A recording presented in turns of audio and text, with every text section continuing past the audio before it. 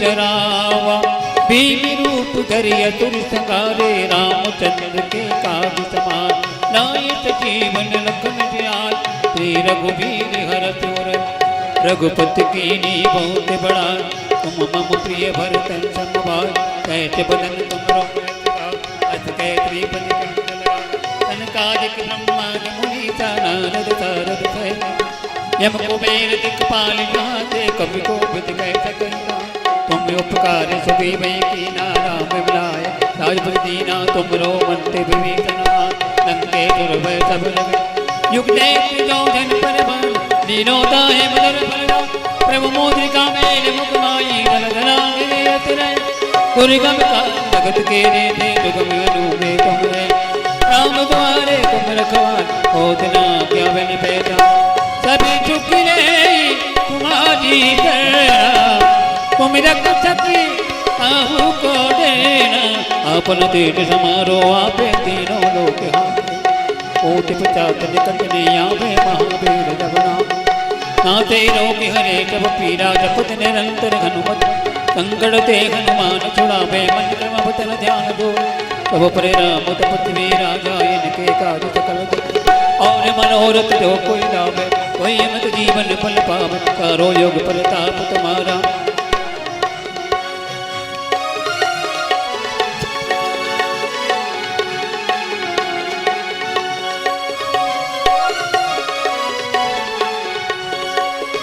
साधु संत के तुम रखवारे अतुर ने कंदन राम दुलार अल्प सुदीन बलद के दाता अतवर दीन जान राम रताय तुमरे पाता सदा रहो रघुपति तुमरे भजन राम को पावे जन्म जन्म के दुख बितरा अंत काल रघुवर पुर जाई राम जन्म हरि भक्त और देवता कितना धरई हनुमत दे सर्व संकट कटे मिटे सब पीरा जो तुमरे हनुमत जय जय हनुमान गोसाई कृपा बार बार कर कोई चौके बनमा वो पड़े हनुमान कवि ओ इतनी जाती गौरी तुलसीदास सदा चेरा की गो पवन तने संकट हरण मंगल मूर्ति रो राम लखन सीता सहित हृदय बसो तुभो हृदय बसो और हनुमान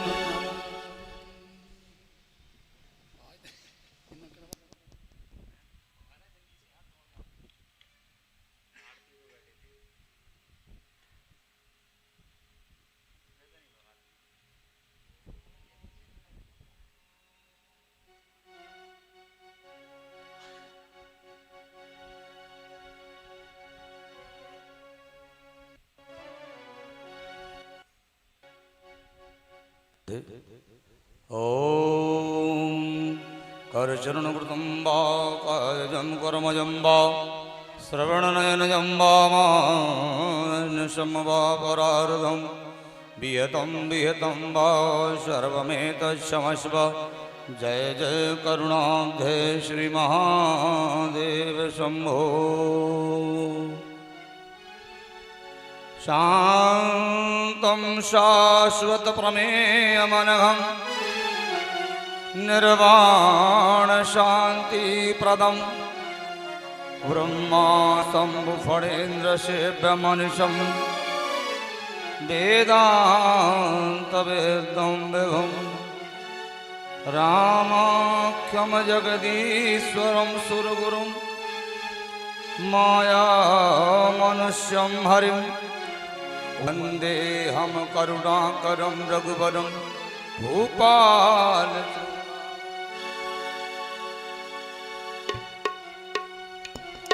जगत्ताय कृष्णाय गोविंदाय नमो नमः कस्तूरी तिलकमलाटपटले वक्षस्थले कौस्तुभं नासागे मुक्तकेनो वेणु करे कंकणं हरिचंदनं सुलर्तिं कंठा च मुक्ताभरि गोपस्तुपजयते गोपाल चूड़ामणि देहं सदा प्रभवग्निमणिस्तोऽहं तीर्थास्पदं शिवपरञ्चरितं शरण्यं प्रत्यार्त्यं प्रणपाल भवादिभूतं वन्दे महापुरुषते चरणानि वृन्दं वन्दे महापुरुषते चरणानि वृन्दम्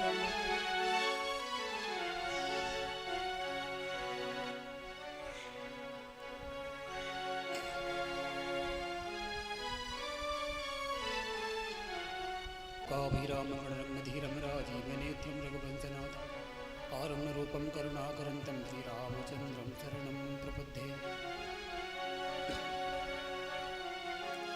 वसुदेवसुतं देवं कंसचाणूरमर्दनं देवकी परमानन्दं कृष्णं वन्दे जगद्गुरुं। या कुन्देन्दुतुषारहारधवला या शुभ्रभस्तावता या वीणावर्धनमण्डितकरा या श्वेतपद्मासना या बलवतशङ्करप्रतिभे देवे श्यामानुपातुने शेषजाड्यापः श्रीवीणापुष्पकधारिणी श्रीसरस्वते नमः।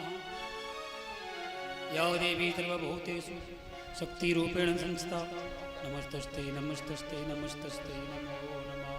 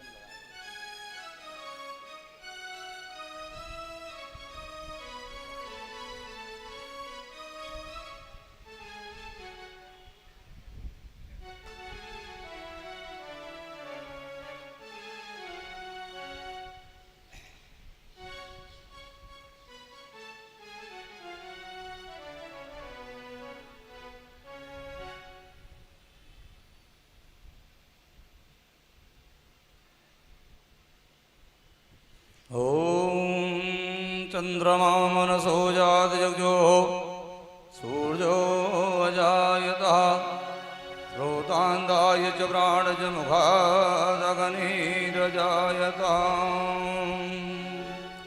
त्रिशिव पुराण शिव जी की आरती कीजिए, शिव चरणों में ध्यान अपना दीजिए। शिव पुराण शिव जी की आरती कीजिए, शिव चरणों में ध्यान अपना दीजिए। शिव चरणों में ध्यान अपना दीजिए।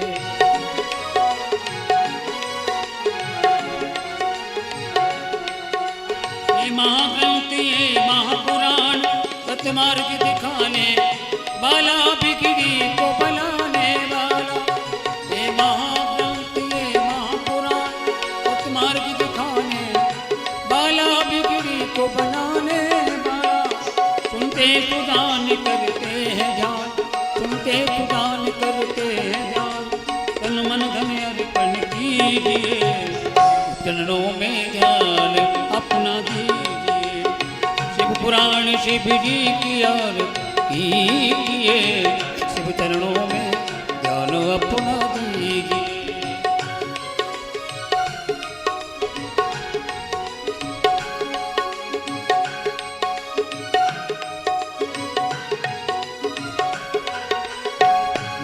ओ झांकी अनूप कल्याण रूप है सबके मन को बाएं मन मंदिर में बस जाए।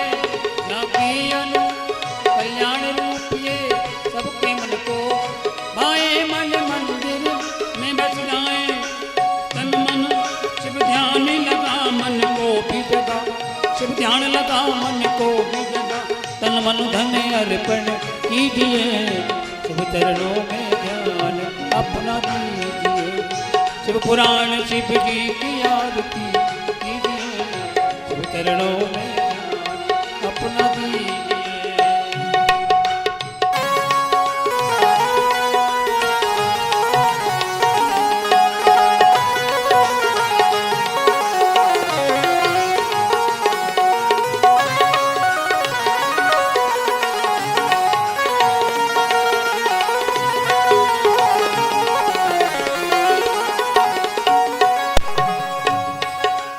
विश्वनाथ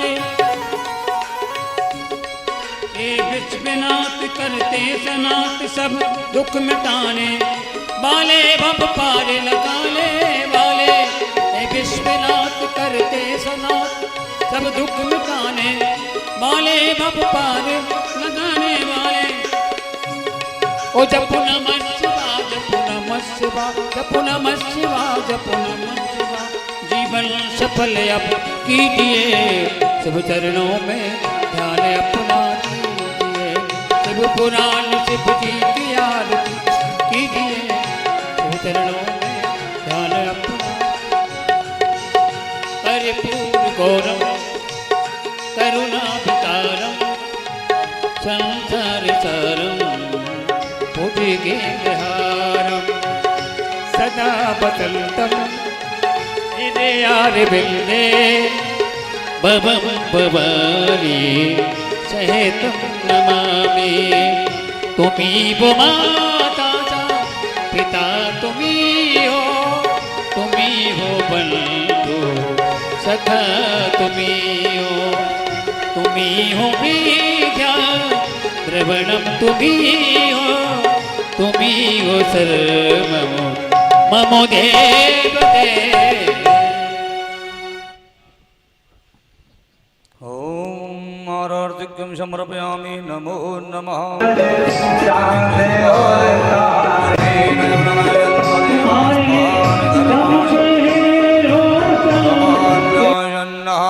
नागम महिमानः सजन्पूर्वेशाद्याः सन्ति देवाः नानासुगन्धिपुष्पाणि यथा कालोद्भवानि च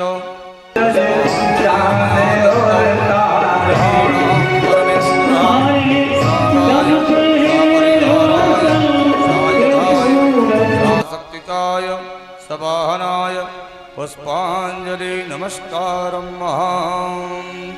बोलिए शंकर भगवान की जय हो, राजा रामचंद्र भगवान की जय हो, बालकृष्ण लाल भगवान की, हनुमंत बलवंत लाल की, जय हो, आवाहित देवी देवताओं की, जय हो, अपने अपने गुरु गोविंद भगवान की, जय हो, अपने अपने माता पिता की, जय हो, अपने अपने इष्ट देवताओं की, जय अपने अपने कुल देवी देवताओं जय की, हो, अपने अपने श्री शंकर भगवान की।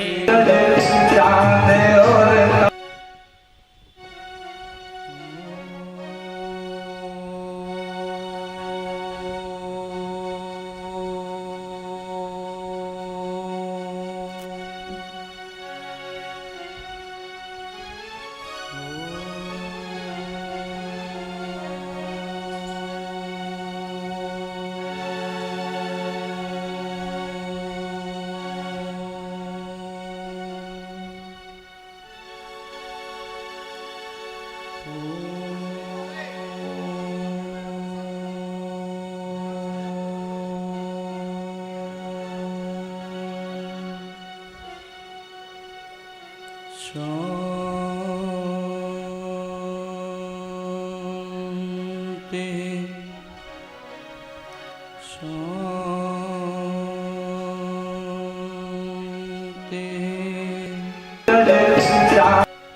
शांति।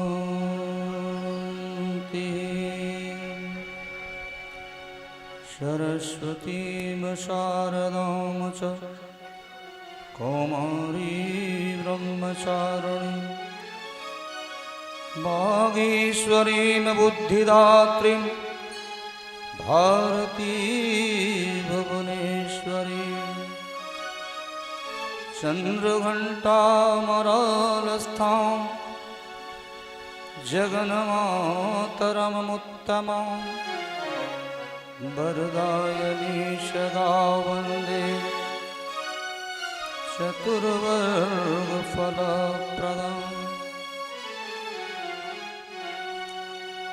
वर्णानामथ शम्भानां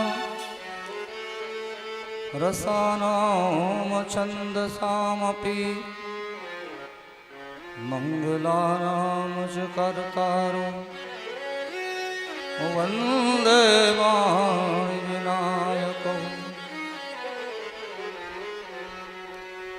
नमस्ते ब्रह्मरूपाय विष्णुरूपाय ते नमः। नमस्ते रुद्ररूपाय करिरूपाय ते नमः विश्वरूप स्वरूपाय नमस्ते ब्रह्मचारिणे भक्तप्रियाय देवाय नमस्तुभ्यं विनायकम् अखण्डमण्डलाकारं व्याप्तं येन चराचरम्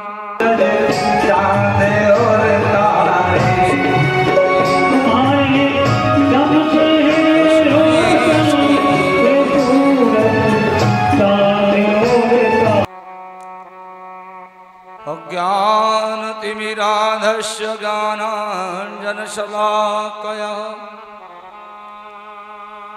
चक्षुरन्मीलितं येन तस्मै श्रीगुरवे नमः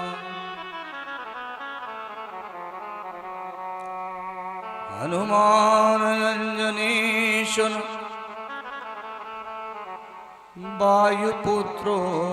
वायुपुत्रोर्महाबलः रामेष्टफाल्गुणसखः पिङ्गाक्षो अमितविक्रमः उदतीक्रमणैश्चैव सीताशोकविनाशकः एवं द्वादश नामानि कपीन्द्रस्य महात्मनः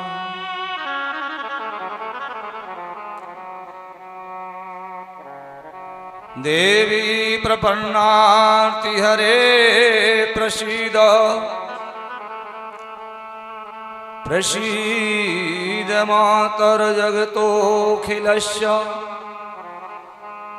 प्रसीद विश्वेश्वरि पाहि विश्वं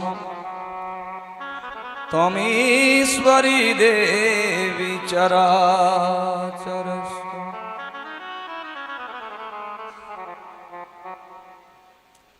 करचरणकृतं वा कायजं कर्मजं वा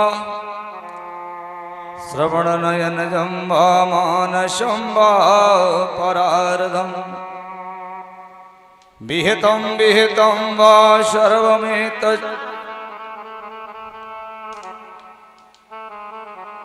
करचरणकृतं वा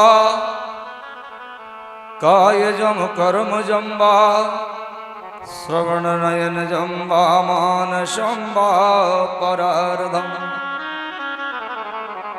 विहितं वा सर्वमेतत्क्षमस्व जय जय करुणाब्धे श्री महादेव शंभो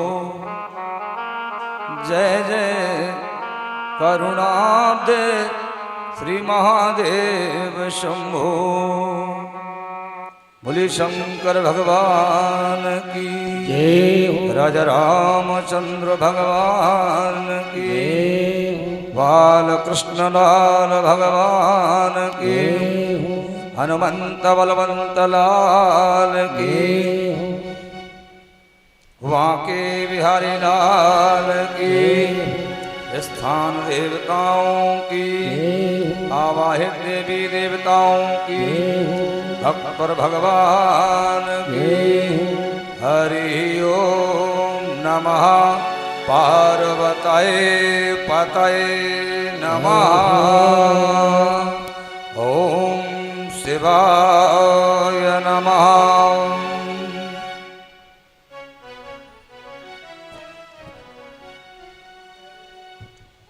परम कल्याण में अखंड ब्रह्मांड के नायक भगवान महेश्वर परम कृपालु परम दयालु परम त्यागी भगवान की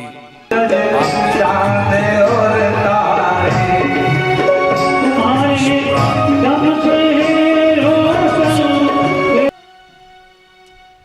हाथरस में नवग्रह मंदिर के छोटे से आंगन में बैठ करके हम सभी नित्य भगवान शिव की महिमा का गान सुनते हैं।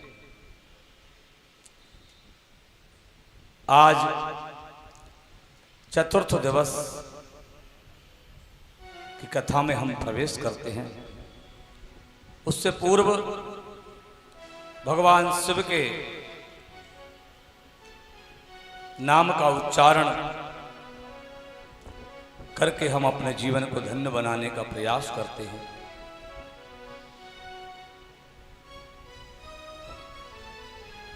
क्योंकि भगवान शिव ही सब कुछ है।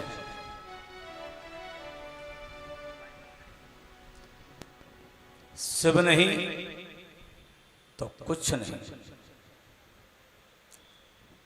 इसलिए जो शिव की शरण में आ गया उसका जीवन मुक्ति की ओर चला गया। उसकी जीवन की साधना पूर्ण हो गई। शिव को प्राप्त करना सबसे बड़ी साधना है। और शिव ऐसे हैं, महादेव इनका नाम है। देव का मतलब होता है देने वाला। जो देने वाला है, देने वाले में भी महाल शब्द लगा हुआ है। देने वालों में भी शिरोमणि हैं। जो कोई नहीं दे सकता है वो शिव दे सकते हैं। लेकिन उनकी शरण में चलना पड़ेगा। हम शीघ्रता पूर्वक भगवान के नाम का संकीर्तन, उसके उपरांत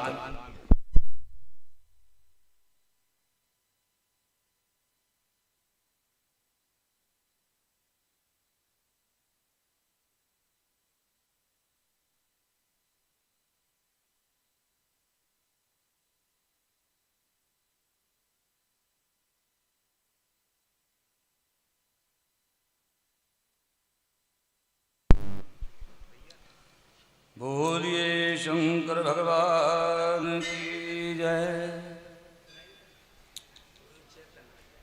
भगवान के नाम का उच्चारण अपनी वाणी के द्वारा आप सभी भक्तगण करेंगे बड़े भाव से।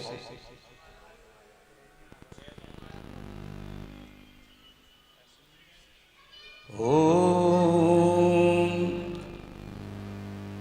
नमः शिवाय, नमः शिवाय, हर हर भोले, नमः शिवाय, नमः शिवाय, नमः शिवाय, हर हर भोले, नमः शिवाय, नमः शिवाय, नमः शिवाय, हरे हरे भोले, नमः शिवाय,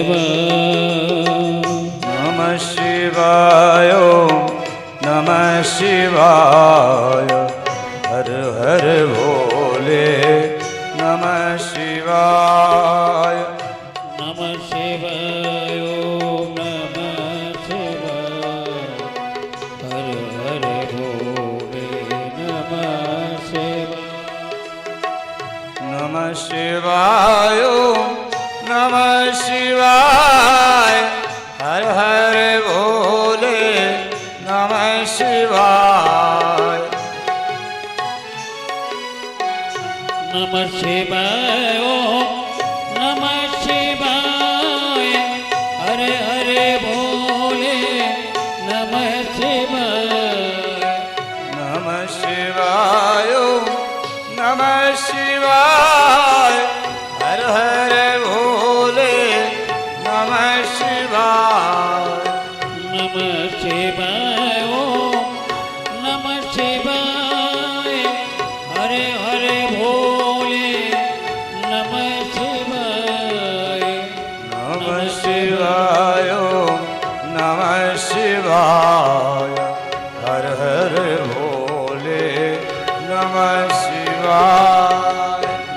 शिवाय ओम नमः शिवाय हर हर भोले नमः शिवाय गंगाधराय शिव गंगाधराय हर हर भोले नमः शिवाय गंगाधराय शिव गंगाधराय हर हर भोले नमः शिवाय गंगाधराय शिव गंगाधराय हर हर भोले नमः शिवाय ओ गंगाधराय शिव गंगाधराय हर हर भोले नमः शिवाय ओम नमः शिवाय ओम नमः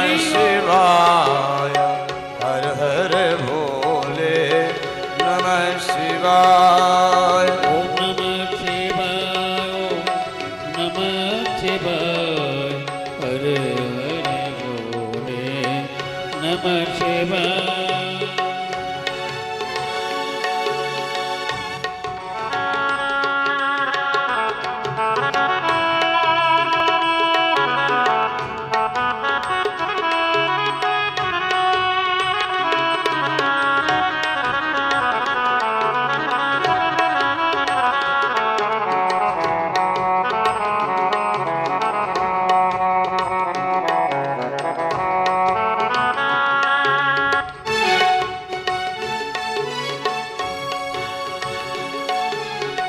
नमः शिवाय ओम नमः शिवाय हरे हरे बोले नमः शिवाय सोमेश्वराय शिव सोमेश्वराय हर हर भोले नमः शिवाय सोमेश्वराय शिव सोमेश्वराय हरे हरे बोले नमः शिवाय सोमेश्वराय शिव सोमेश्वराय हर हर भोले नमः शिवाय सोमेश्वराय शिव सोमेश्वराय हरे हरे बोले नमः शिवाय नमः शिवाय ओम नमः शिवाय हर हर भोले नमः शिवाय नमः शिवाय ओम नमः शिवाय हरे हरे बोले नमः शिवाय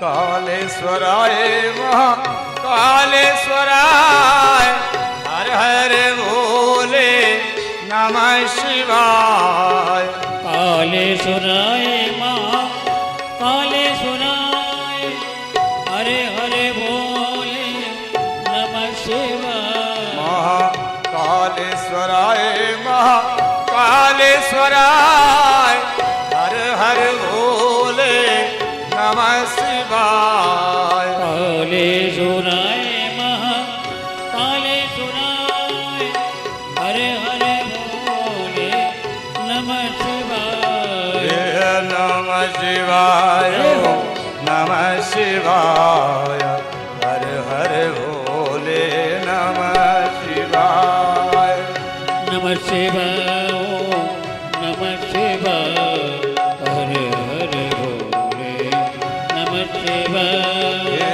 नमः शिवाय नमः शिवाय हर हर भोले नमः शिवाय नमः शिवाय ओम नमः शिवाय हरे हरे बोले शिवाय ओम नमः शिवाय हर हर भोले नमः शिवाय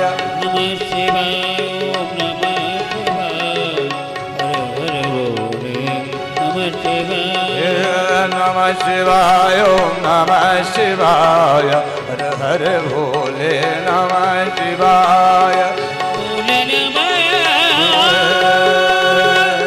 शिवाय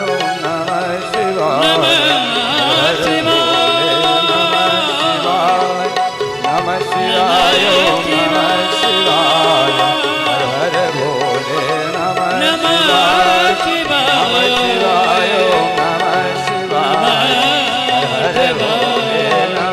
शिवाय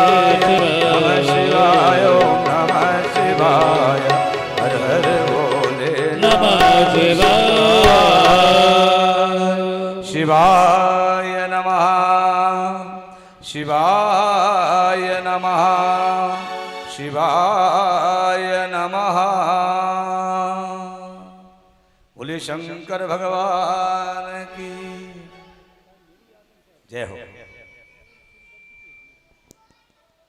परम कल्याण में भगवान भोलेनाथ का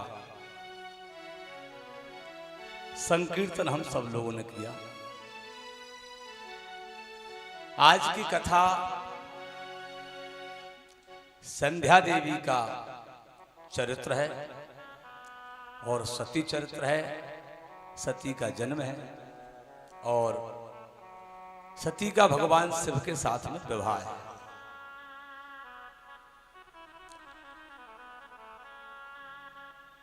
भगवान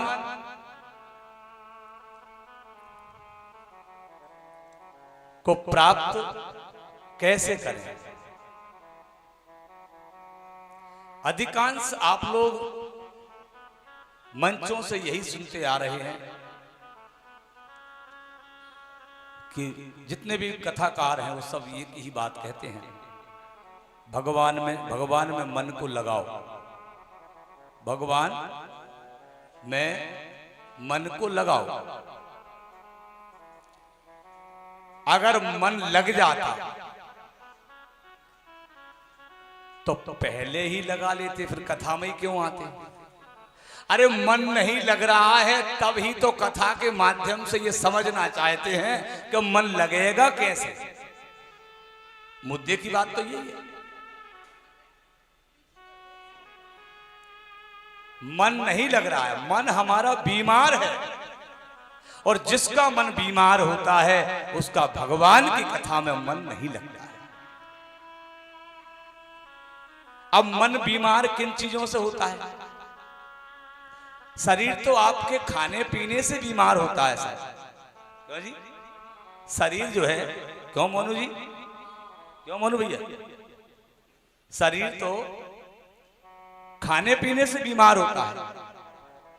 इनका नाम और बताई दो लगे हाथ। अजय भैया,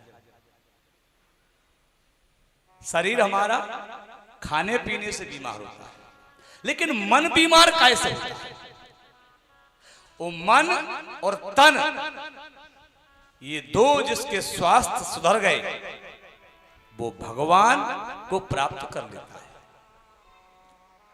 और जिसने इन दोनों पर ध्यान नहीं दिया, जो इन दोनों को नहीं सुधार पाया, वो चाहकर भी भगवान की शरण में नहीं जा सकता। अगर तन आपका बीमार है तो आप दुखी होंगे, और दुखी होने के बाद आप कहेंगे पंडित जी अब हम कैसे भजन करें, बैठ ही नहीं पाते हैं, खड़े नहीं हो पाते हैं, ज्यादा चल नहीं पाते हैं। और मन बीमार होगा तो मन की बीमारियां हैं। ये संसार जो है ये मन के रोग पैदा करने वाला विषय है। जितना भी बड़ा ये संसार है ये मन के रोग पैदा करता है। अच्छा, मन के रोग कैसे होते हैं, कौन कौन से होते हैं? पास वाले की 4 मंजिल अगर बिल्डिंग बन गई और अगर आपकी 1 मंजिल है तो ये मन को बीमारी लग गई। जब तक तुम्हारी 4 मंजिल ना हो जाएगी तब तक तुम्हारा मन ठीक नहीं होगा। बगल वाले के घर पर अच्छी बढ़िया बहू आ गई, सुंदर, और तुम्हारी थोड़ी सी टेढ़ी आंख की आ गई, तो ये मन की बीमारी हो गई। रामचरितमानस में मानसिक रोग बताए हैं। जिसका मन स्वस्थ है वही भगवान के सामने जा सकता है, और जिसका मन स्वस्थ नहीं है वो भगवान के पास कभी नहीं जा सकता। इसलिए सबसे पहला काम मन को स्वस्थ करिए, ये उपाय है। ये किसी ने हमसे प्रश्न किया था, बोले पंडित जी आप बार बार कहते हैं भगवान का भजन करो, भगवान का भजन करो। अरे भजन तो करना चाहते हैं, कौन नहीं करना चाहता भजन? आप कसाई की दुकान पर चले जाओ, वहां भी फोटो टंगा हुआ मिलेगा आपको। क्या वो भगवान को नहीं मानता क्या? अगरबत्ती वो भी लगाता। वैश्या के यहाँ जाओ, उसके यहाँ भी अगरबत्ती मिलेगी, पूजा वाली जगह मिलेगी, वहां भी पूजा होती है। पूजा अलग है, पूजा शरीर से की जाती है और प्रेम मन से किया जाता है। आप शरीर से पूजा कर सकते हैं लेकिन शरीर से प्रेम नहीं कर सकते। प्रेम के लिए आपको मन लगाना पड़ेगा। इसलिए 3 साधन बताए हैं भगवान तक पहुंचने के। चौथा कोई साधन नहीं है, चौथा कोई साधन नहीं है। मंत्रहीनम क्रियाहीनम भक्तिहीनम सुरेश्वर। भगवान को प्रेम से बोल करके वाणी के द्वारा, हे परमात्मा, हे भगवान, जिसको भी मानते हैं आप। हमारे यहाँ सुविधा बहुत बड़ी है। दूसरे संप्रदाय जो होते हैं ना, उन संप्रदायों से हमारे सनातन धर्म में सुविधाएं बहुत है। आपको कौन सा भगवान पसंद आ रहा? मूछ वाला आ रहा है, बिना मूछ वाला आ रहा है, दाढ़ी मूछ वाला आ रहा है, तलवार वाला आ रहा है, हंटर वाला आ रहा है। कौन सा भगवान चाहिए? इतने भगवान हमारे यहाँ है, तुम पसंद तो करो। बूढ़ा भगवान चाहिए, हमारे पास बूढ़ा भगवान है। युवा भगवान चाहिए, हमारे पास युवा कृष्ण भगवान युवा है, राम जी युवा है। शंकर भगवान देख लीजिए, दाढ़ी मूछ सब सामान कंप्लीट, और भी डरावना सामान, सांप चच्छू सब। तुम पसंद तो करो, एक बार पसंद कर लो बस, बार बार का रट्टा नहीं। ऐसा नहीं कि आज यहां चले गए, काम नहीं बना, फिर परसों वहां चले गए, काम नहीं बना, फिर नरसों वहां चले गए। अभी मैं देख रहा हूं लगभग 5-7 साल से, क्यों अजय भैया, हर साल नया भगवान लॉन्च कर देती कंपनी। हर साल नया भगवान लॉन्च करती है। अच्छा, ये कंपनी समझ जाती है, कंपनी वाले भी, कि अब इस भगवान से पब्लिक का मन भर चुका है, इसलिए नया भगवान लाओ। अब मैं नाम किसी का नहीं लूंगा, लेकिन अभी 2-5 साल में देखिए आप नए नए भगवान आए हैं। हाँ, ऐसे ही कथाओं का हाल है। सबसे पहले केवल हमारे युग में राम कथा हुआ करती थी, लेकिन कंपनियों ने देखा कि अब राम कथा से तो लोग मन भर गया और ये तो बहुत हो गई। उन्होंने उठाया भागवत जी को चालू कर दिया। जब भागवत जी को देखा कि सत्यनारायण भगवान की कथा की जैसे जो है गली गली में भागवत भी हो रही है, जिसको आता है वो भी, नहीं आता वो भी, जाति का है तो भी और कुजाति का है तो भी, किसी की जाति का ही पता नहीं है कि कथा कौन कर रहा है, किसकी वाणी के द्वारा हम सुन रहे हैं। क्योंकि जिसकी वाणी के द्वारा सुना जाता है उसका भी तो फल होता है। ब्राह्मण की वाणी के द्वारा अगर आप सुनेंगे तो उसका फल अलग है, और शूद्र की वाणी के द्वारा सुनेंगे तो उसका फल अलग है। हर 5 साल में परिवर्तन हो जाता है धर्म में। इसका मतलब है कि समाज का मन भरता है। आप ये बताइए, हमारे यहां भी हनुमान जी महाराज हैं, आपका काम ये नहीं कर पाएंगे, ये तुम्हारा काम नहीं कर पाएंगे।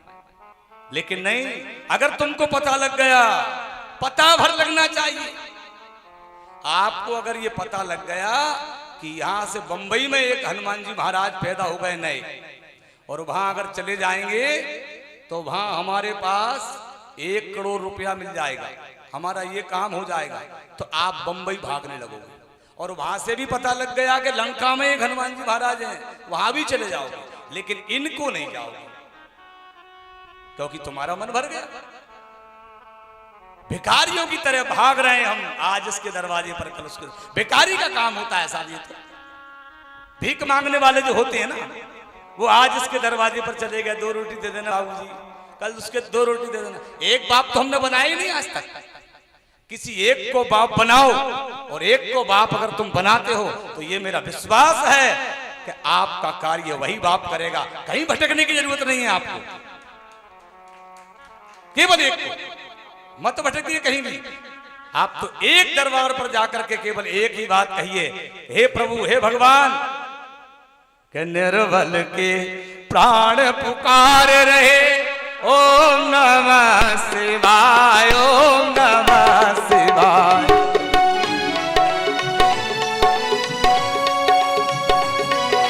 ओम नमः शिवाय, ओम नमः शिवाय, ओम नमः शिवाय, ओम नमः शिवाय, नमः शिवाय, नमः शिवाय।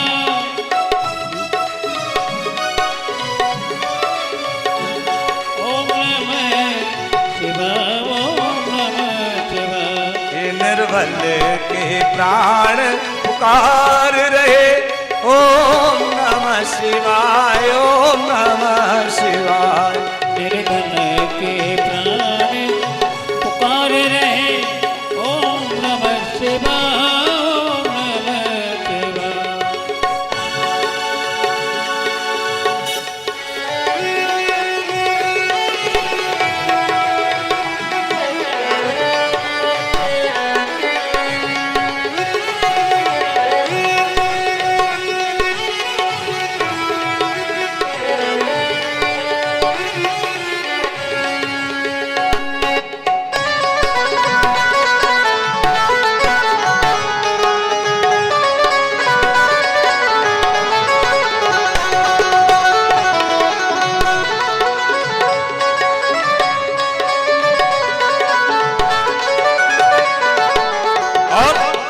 हे भगवान, आकाश हिमालय सागर में, आकाश में तू है, हिमालय में तू है, सागर में तू है।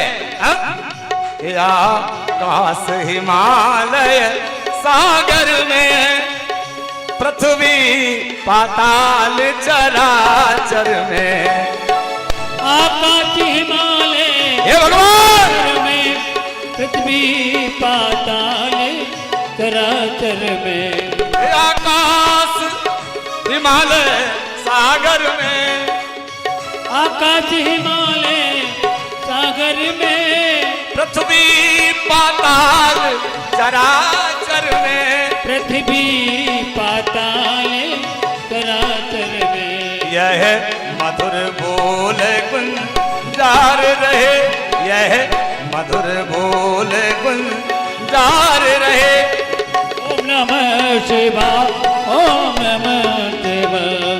हे मधुर बोले गुंजार रहे, ओम नमः शिवाय, ओम नमः शिवाय।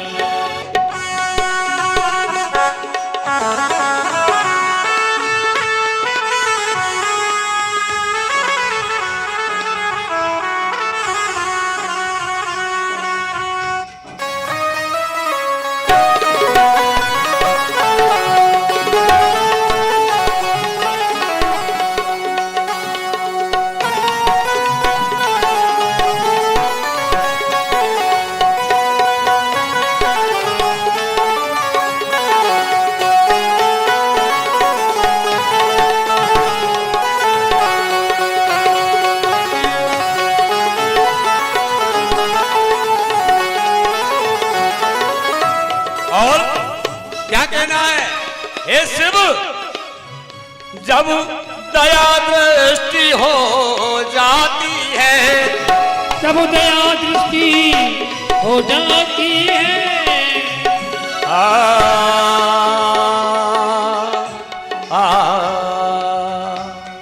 जब दया दृष्टि हो जाती है, जलती खेती हरियाती है।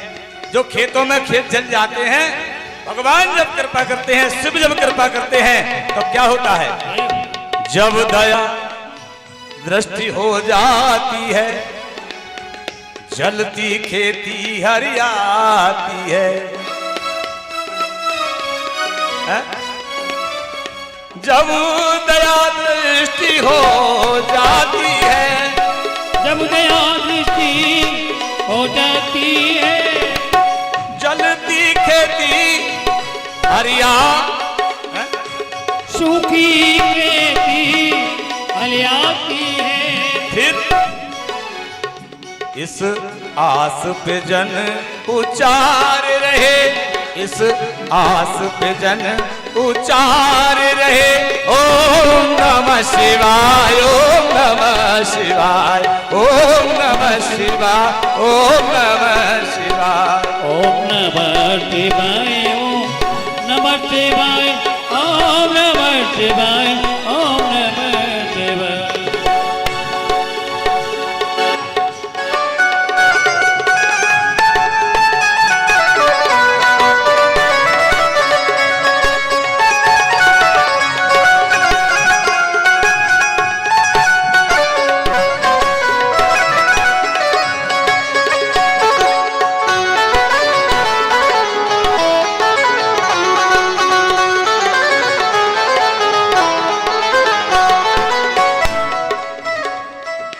और भगवान से क्या कहना है?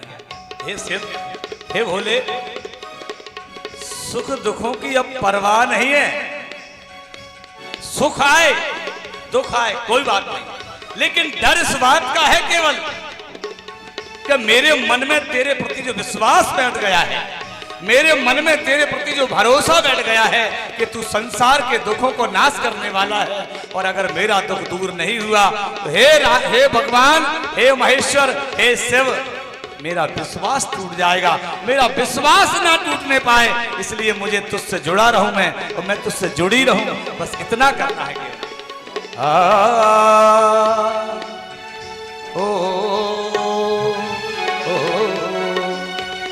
सुख दुखों की अब परवाह नहीं,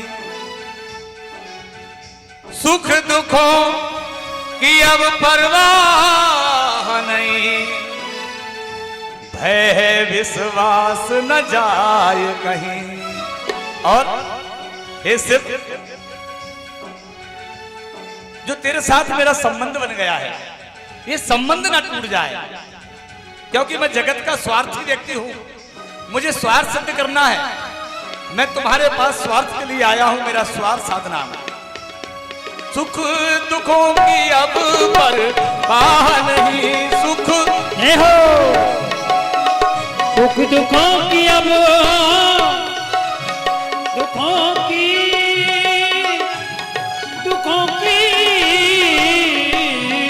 सुख दुखों की अब परवाह नहीं, सुख दुखों की अब परवाह नहीं। भय क्या भय? भय है विश्वास ना जाए कहीं, भय है विश्वास न जाए कहीं, भय है विश्वास न जाए कहीं। और टूटे न लगाए तार रहे, टूटे न लगाए, टूटे ना लगाए तार रहे। ये तार तेरा मेरा टूटना नहीं चाहिए, ये तार हमारा लगा रहे। टूटे न लगाए तार रहे। ओम नमः शिवाय, ओम नमः शिवाय।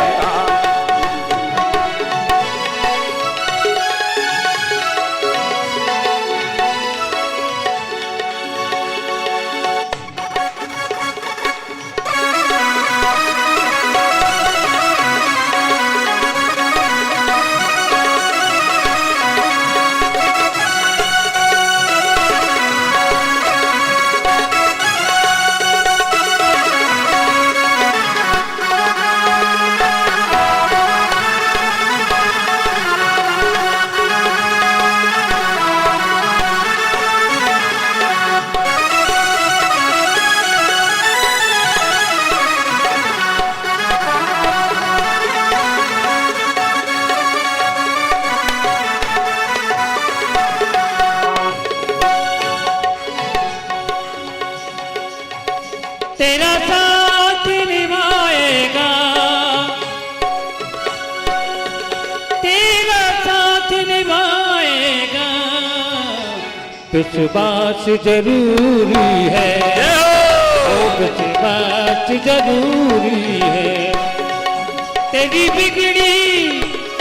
बिगड़ी बनाएगा, विश्वास जरूरी है, विश्वास जरूरी है। तेरा साथ निभाएगा, तेरा साथ निभाएगा, विश्वास जरूरी है, विश्वास जरूरी है।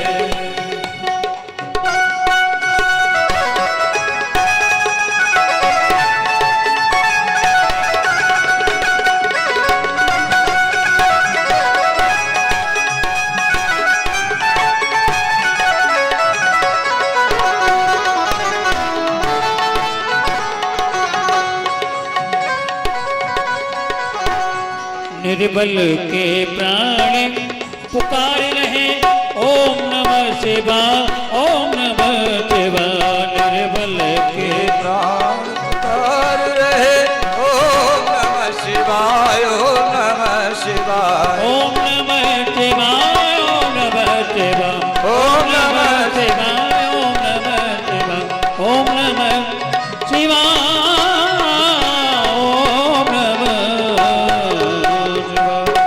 ओम शिवाय नमः, शिवाय नमः। सूत जी महाराज से आज पुनः सौनक ऋषियों ने प्रश्न किया है, बड़ा सुंदर प्रश्न। कल हमने रुद्राक्ष बिल्वपत्र के बारे में बताया। आज भगवान को किन पुष्पों से अर्चन करना चाहिए और किन पुष्पों से अर्चन भगवान शिव का नहीं करना चाहिए, कौन से पुष्प अर्चन करने से क्या फल की प्राप्ति होती है, कौन सी बीमारियां ठीक होती हैं, ये जो है इसमें आज भगवान के बारे में बताया है।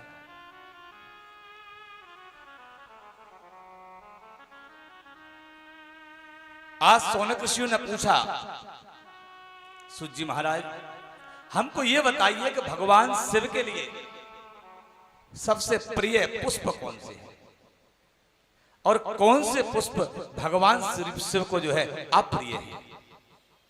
सूत जी महाराज उत्तर देते हैं, व्यास शिष्य महाभाग कथया तुम प्रमाणतः कई पुष्पै पूजिता शंभो किम किम यक्षति वै फलम। कौन कौन से पुष्पों से पूजन करें भगवान का, शिव का, जिससे कि भगवान शिव प्रसन्न हो जाएं और प्रसन्न होकर हमको अभिष्ट वर प्रदान कर दें। सूत जी कहते हैं, सौनक ऋषियों, नारद जी ने यही प्रश्न ब्रह्मा जी से किया था। आज मैं पुनः जो प्रश्न ब्रह्मा जी ने किया था, नारद जी ने किया था ब्रह्मा जी से, वही प्रश्न आज आपने मुझसे किया है। तो मैं आज आपको जो उत्तर देने जा रहा हूं, मैं वही उत्तर दूंगा जो ब्रह्मा जी ने नारद जी को उत्तर दिया था।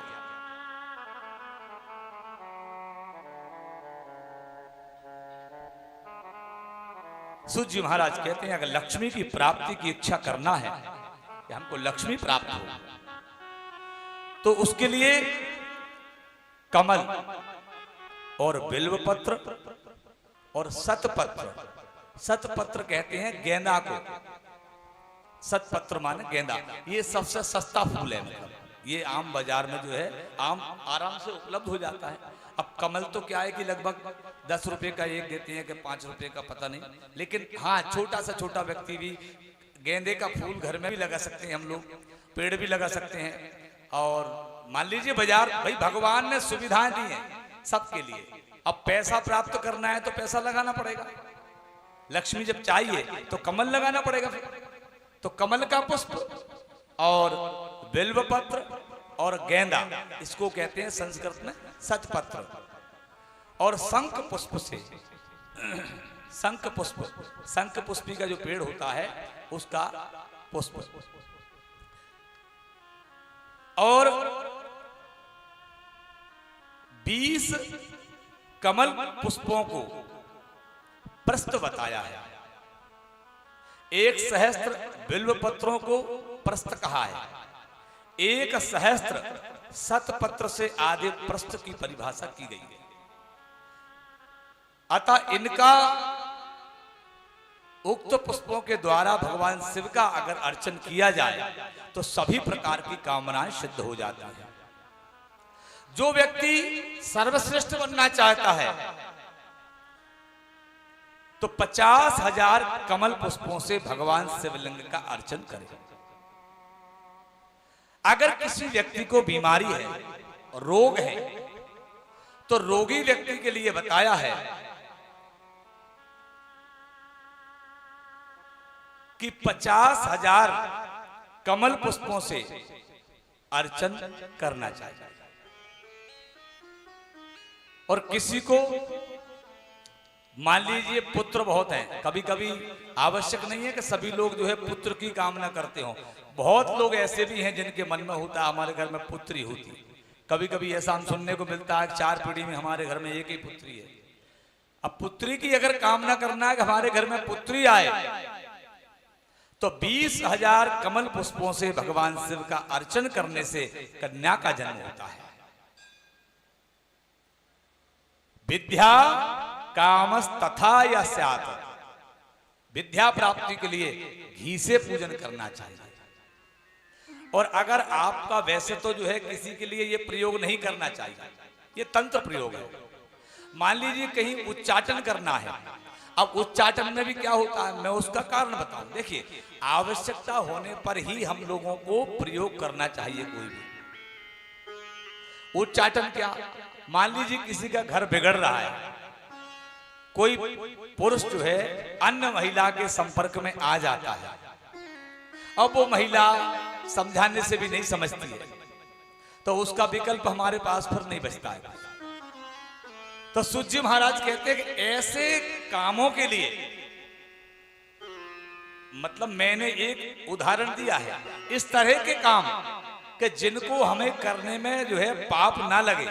क्योंकि एक महिला का घर बिगड़ रहा है, अगर उच्चाटन होगा वो महिला छोड़ देगी और वो घर बस जाएगा उसका। तो ऐसे काम करने के लिए अगर मान लीजिए उच्चाटन करने के लिए 15,000 कमल पुष्पों से जो है भगवान शिव का अर्चन करने से जो है उच्चाटन हो जाता है। उच्चाटन माने अलग करना किसी को भी। अब मारण प्रयोग बताया है। वैसे तो किसी को मारण नहीं करना चाहिए, लेकिन जीवन में कभी ऐसा मौका मान लीजिए आता है कि इसका होना ठीक नहीं है। मान लीजिए कोई 100-120 वर्ष का व्यक्ति घर में है और उसका मोक्ष नहीं हो रहा है, गति नहीं हो रही है उसकी, तो गति के लिए जो है 1 लाख कमल पुष्पों से अर्चन करना चाहिए। यह मारण विधि के लिए काम करता है। सम्मोहन के लिए बताया है कि 50,000 कमल पुष्पों से जो है सम्मोहन पर काम करना चाहिए। जैसे मान लीजिए कोई राजा है या कोई अधिकारी है और मैं वहां का कर्मचारी हूं और वो अधिकारी से मुझे प्रमोशन करवाना है, या वो अधिकारी मुझे परेशान कर रहा है, या मेरा मालिक मुझे परेशान कर रहा है। किसी कंपनी के हम बड़े कर्मचारी हैं और मुझे चाहिए कि प्रमोशन हो जाए और मुझे उसे बस में करना है, और मुझे सम्मोहन के लिए, तो सम्मोहन के लिए बताया 50,000 कमलों के द्वारा पूजन करने से राजा भी बस में हो जाता है। और 10,000 कमल पुष्पों से भगवान शिव का अर्चन करने से वशीकरण होता है।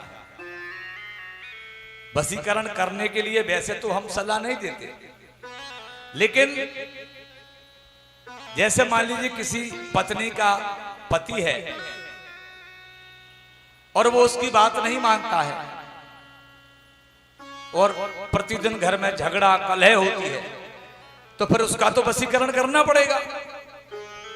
तो उसके वशीकरण के लिए जो है 10,000 कमल पुष्पों से भगवान शिव का अर्चन करना चाहिए। और समाज में अगर हमको यश कीर्ति चाहिए तो सहस्त्र कमलों द्वारा 1000 कमल के फूल के द्वारा जो है भगवान शिव का अर्चन करना चाहिए। और मुक्ति चाहने वाले को, जिसको जो चाहता है कि मैं मुक्त हो जाऊं और भगवान के शिव के लोक को जाऊं, तो 5 करोड़ कमल पुष्पों से अगर शिव का अर्चन कोई करता है तो वो शिव लोक को जाता है और शिव के साथ में उसका संबंध बन जाता है।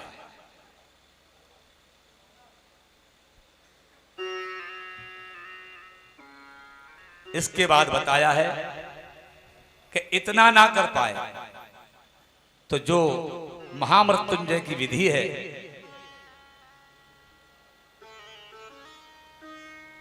5 लाख मंत्र का जाप महामृत्युंजय का अगर कोई कर लेता है तो भगवान शिव उसको स्वयं दर्शन दे देते हैं, प्रत्यक्ष दर्शन हो जाता है। और 2 लाख जाप करने से, महामृत्युंजय के मंत्र को 2 लाख जाप करने से पूर्व जन्म की बातों का भी स्मरण हो जाता है कि मैं पूर्व जन्म में कौन था।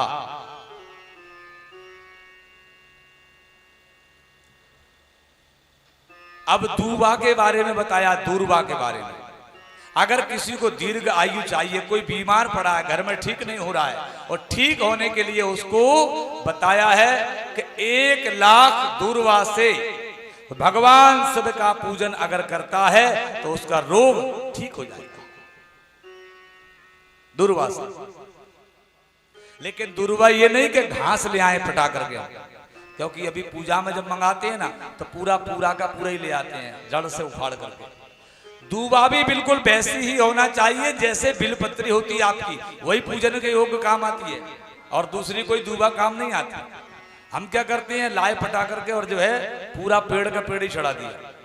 दूबा में भी 3 फुनगी जो आगे होती हैं, अब यहाँ दूबा है नहीं तो हम बता देते आपको।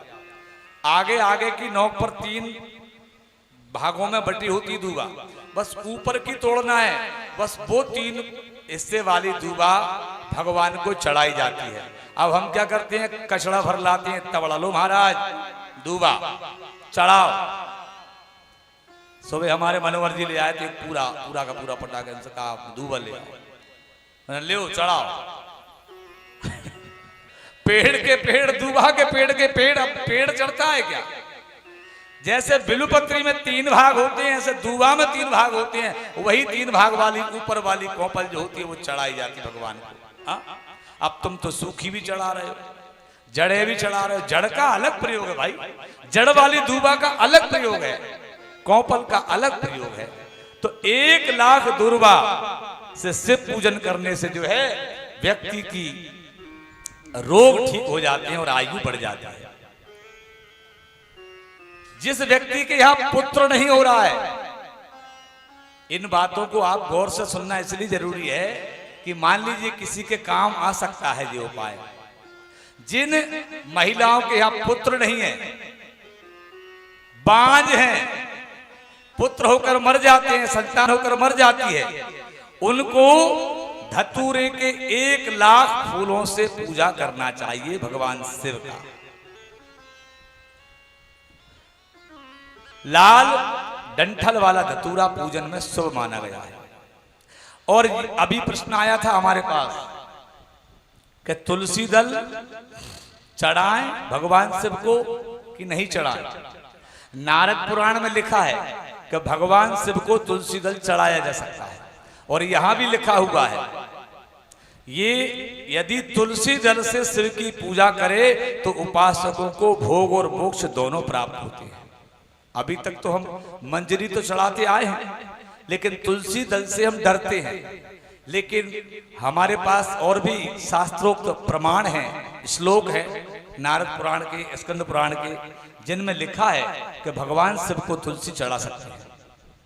तो तुलसी दल से शिव की अगर पूजा करते हैं तो मोक्ष को प्राप्त होते हैं और उसको जो है समस्त प्रकार का भोग प्राप्त होता है। सफेद और लाल अपामार्ग आदि से पूजन करने से प्रताप और तेज बढ़ जाता है। जपा कुसुम से पूजन करने पर शत्रुओं का विनाश होता है। और अगर कोई चाहता है कि हमारे घर में BMW गाड़ी आ जाए, कार तो वैसे सभी चाहते हैं, बिना कार का तो कोई है ही नहीं है। आकार और कार दो तो चीजें हैं। तो यहां शिव पुराण कह रहा हमारे लिए कि हम तुमको कार भी दिलवा सकते हैं, लेकिन चमेली के पुष्प से पूजन करने से जो है वाहन की प्राप्ति होती है। समी का पत्र बताया है, समी पत्रैस् तथा मुक्ति प्राप्यते पुरुषेण च। समी पत्र द्वारा पूजन करने से मनुष्यों को मुक्ति प्राप्त होती है। कर्णिकार के पुष्पों से वस्त्र और संपत्ति प्राप्त होती है। और बेला के फूल ये सबसे अच्छा फूल माना जाता है। बेला, इसका एक कोई गाना भी बना हुआ है, मुझे याद है, कोई फिल्म में गाना था, आप लोगों ने देखा हो तो पता नहीं।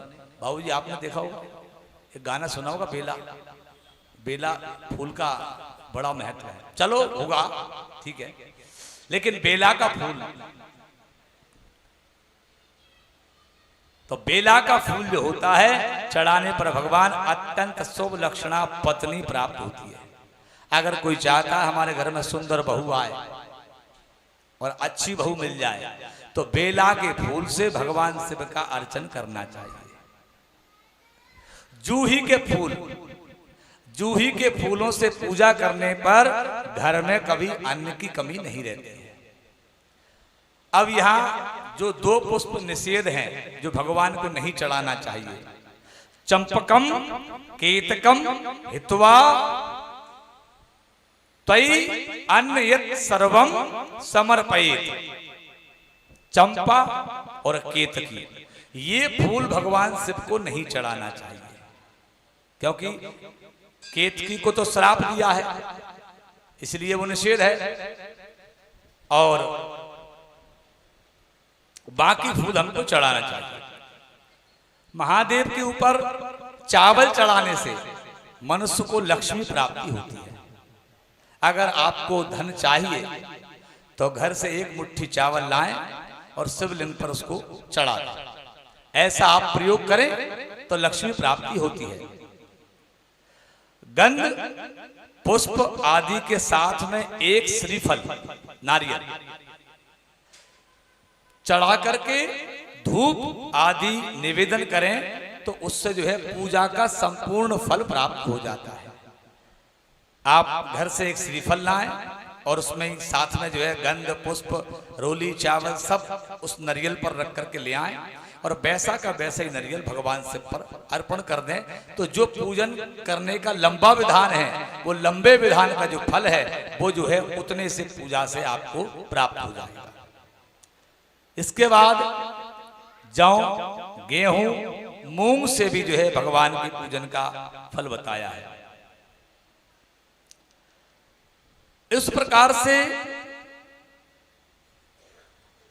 अगर मान लीजिए कोई बीमार है, बुखार है उसको, तो जल की धारा भगवान पर लगाने से बीमारी में बुखार ठीक हो जाता है।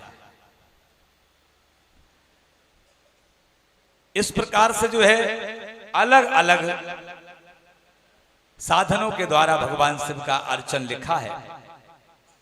1000 मंत्रों को पढ़ते हुए शिव के ऊपर घृत की धारा देने से वंश की वृद्धि होती है। अगर किसी के यहाँ वंश ही नहीं चल रहा है, संतान बिल्कुल ही नहीं हो रही है, तो घी से जो है भगवान शिव का हमें अभिषेक करना चाहिए रुद्राष्टाध्यायी के मंत्रों के द्वारा। और शहद से अभिषेक करने से कुबेर के समान धनवान हो जाता है। अगर शहद से भगवान का रुद्राष्टाध्यायी से अभिषेक करते हैं तो ये हमको लक्ष्मी देने वाला है। धारा गंगा जलशैव भुक्ति मुक्ति फलप्रदा। गंगा जल से अभिषेक करने से मोक्ष और भोग की प्राप्ति होती है।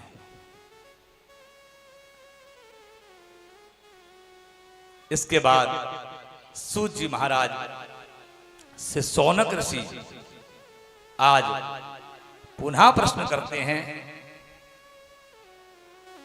कि आप हमको शिव पुराण में संध्या का चरित्र सुनाइए। तो संध्या देवी का जो चरित्र है ये ब्रह्मा जी की पुत्री हैं।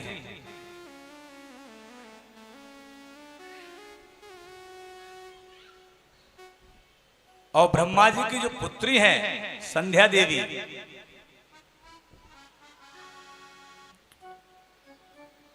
तो इनका जन्म कैसे हुआ और इनका इस पुराण में क्या योगदान है इनका, इस बारे में जो है सूत जी महाराज से शौनक ऋषि जो है प्रश्न करते हैं।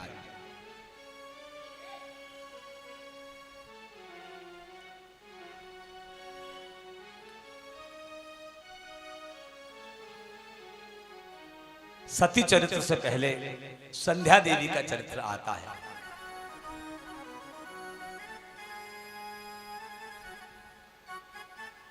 आज ब्रह्मा जी कहते हैं नारद जी, एक समय की बात है जब मेरे द्वारा संध्या का प्राकट्य हुआ। संयोग से उसी समय मैंने कामदेव को भी प्रकट किया और कामदेव पुष्प का धनुष और पंचबाण धारण किए हुए प्रकट हो गया।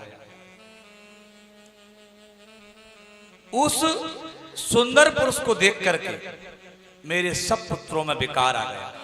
ये बात ब्रह्मा जी नारद जी से कह रहे हैं। तब उस पुरुष को देख करके मैंने उससे कहा,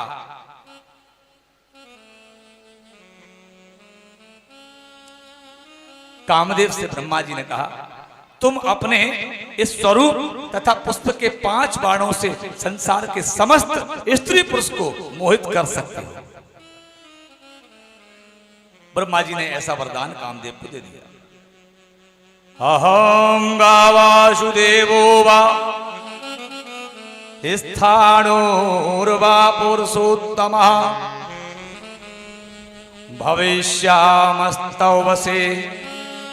किमन्नये प्राणधारकः। कामदेव ने कहा कि आप ये बताइए कि आपने मुझे आशीर्वाद तो दे दिया कि मैं समस्त सृष्टि पर शासन कर सकता हूं, समस्त सृष्टि को काम विकार में डुबा सकता हूं, लेकिन प्रयोग कहां करूं मैं? मुझे प्रयोग करने के लिए स्थान चाहिए। तो कामदेव ने विचार किया। कामदेव ने कहा कि हम सबसे पहले आप पर ही प्रयोग करते हैं। तो कामदेव ने ब्रह्मा पर ही प्रयोग चालू कर दिया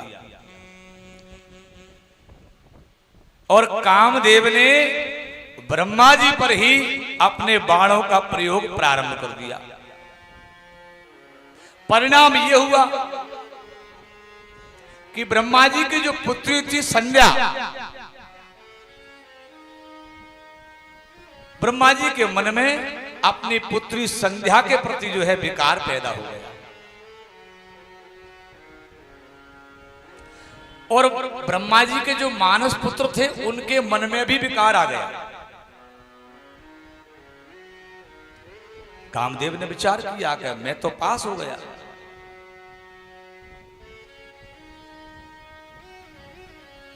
जब कामदेव ने ब्रह्मा जी को विकार युक्त कर दिया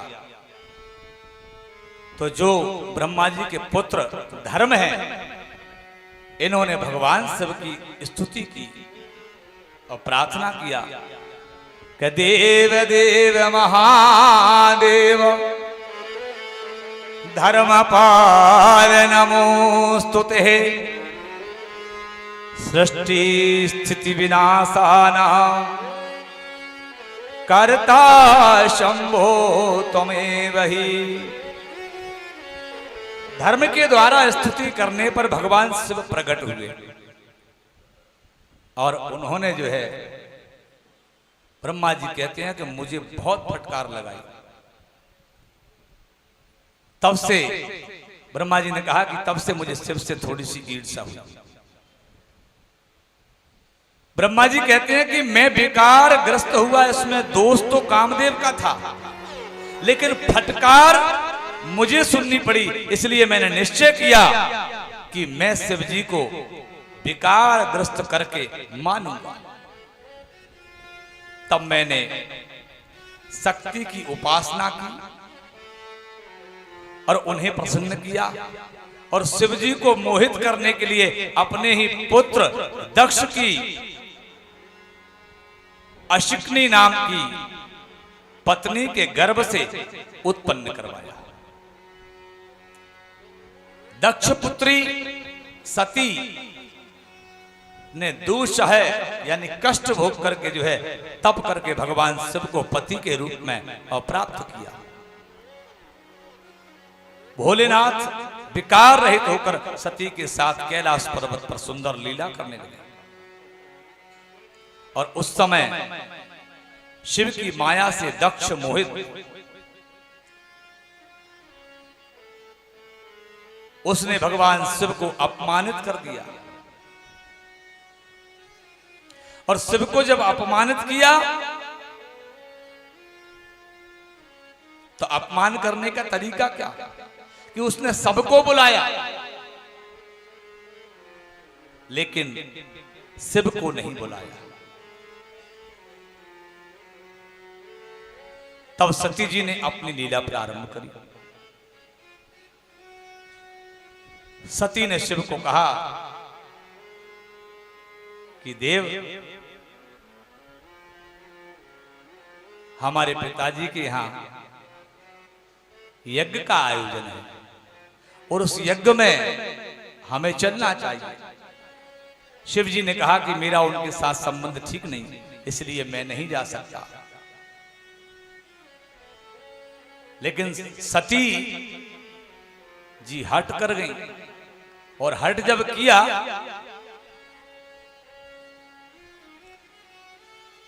तो पत्नी अगर हट करती है तो उस हट के आगे पति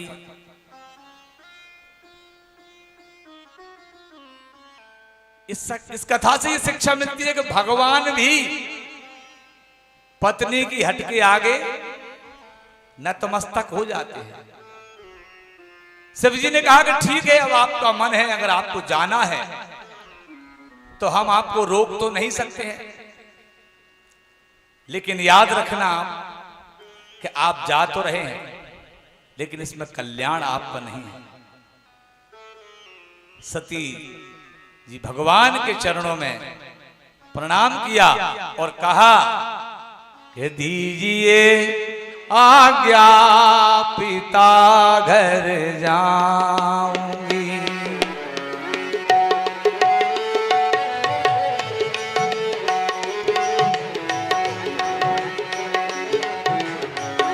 दीजिए आज्ञा, पिता घर जाऊंगी। दीजिए आज्ञा, पिता घर जाऊंगी।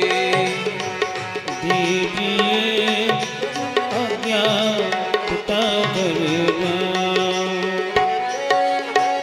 यज्ञ होते ही मैं वापस आऊंगी। दीजिए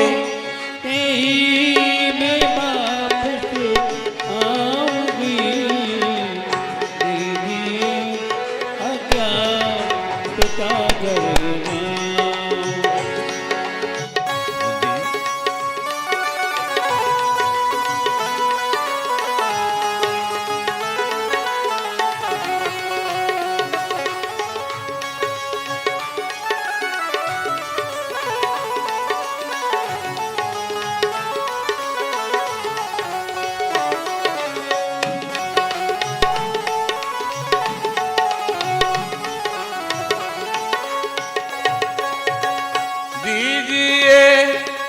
आज्ञा पिता घर जाऊंगी, यज्ञ होते ही मैं वापस आऊंगी। यज्ञ होते ही मैं वापस आऊं। सती जी को भगवान ने कहा ठीक है, क्या कर सकते हैं।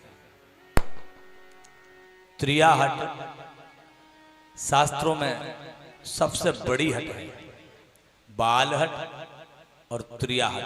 बच्चा अगर मचल जाए तो फिर आप वही करेंगे जो बच्चा चाहता है, और पत्नी अगर मचल जाए तो पति वही करता है जो पत्नी चाहती है। शास्त्र में ये प्रमाण है इस बात का। हाँ, रामायण में भी यही बात बताई गई है। शास्त्र हमको ये समाज को शिक्षित करते हैं कि किस परिस्थिति में सुमुख सुलोचनी टक बचनी कारण मोह। तेरा सुंदर मुख है, सुमुख सुलोच, तेरी आंखें अच्छी हैं, तेरी सुलोचनी, तो ऐसा लगता है जैसे कोई मस्त हस्ती चल रही है। प्रशंसा से वो सारी रात्रि बात को मानी नहीं। तो शास्त्र ये कहता है कि स्त्री के मन में अगर कोई बात है तो ये प्रशंसा के चक्कर में मत पड़िए आप। उसके मन में जो है उसको पूरा कर दीजिए तो वो खुश। और आप अगर ये सोचें कि प्रशंसा करके मैं इससे बच जाऊं और मैं कहूं तू बहुत अच्छी है, तेरा स्वभाव तो बहुत, मुद्दे की बात। महाराज दशरथ जी ने सारी रात्रि प्रशंसा करी कैकेयी की।